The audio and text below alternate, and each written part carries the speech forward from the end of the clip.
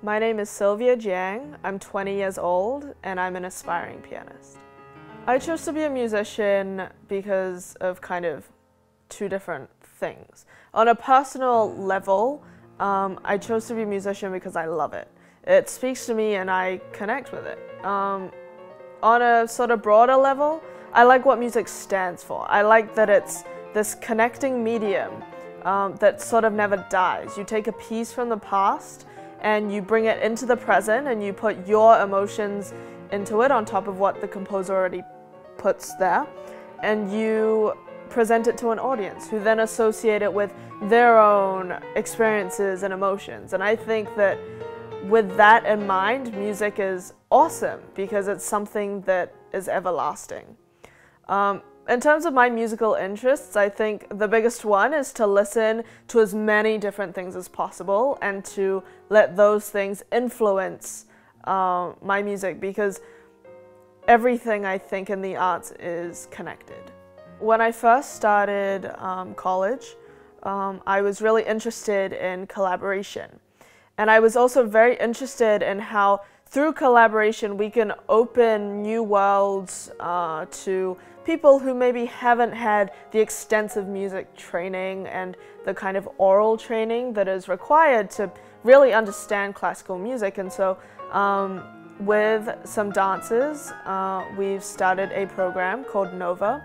And part of that is an outreach program in which we've gone into schools. We've worked with various other projects which provide music education to underprivileged children.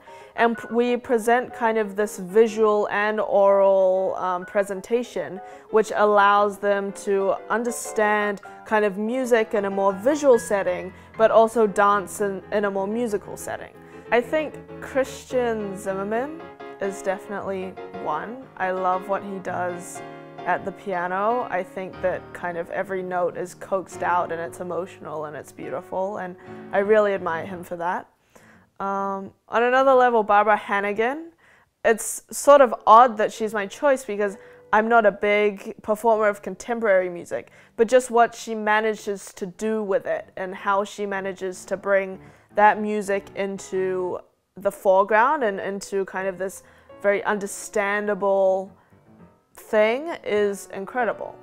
And on kind of a more popular side, definitely Lin-Manuel Miranda. I think that what he's done with history and with Broadway and with kind of telling stories is incredible.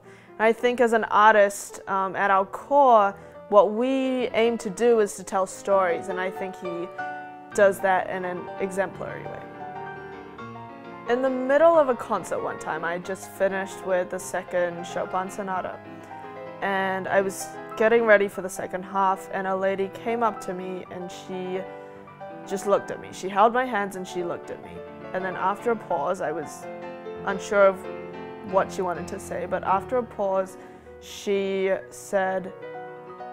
told me about her son and how her son had recently passed away and how that third movement of that sonata had touched her in a specific way. And then she said, "Thank you," and she said, "Good luck," and she walked away. And I think that's one of my most memorable experiences.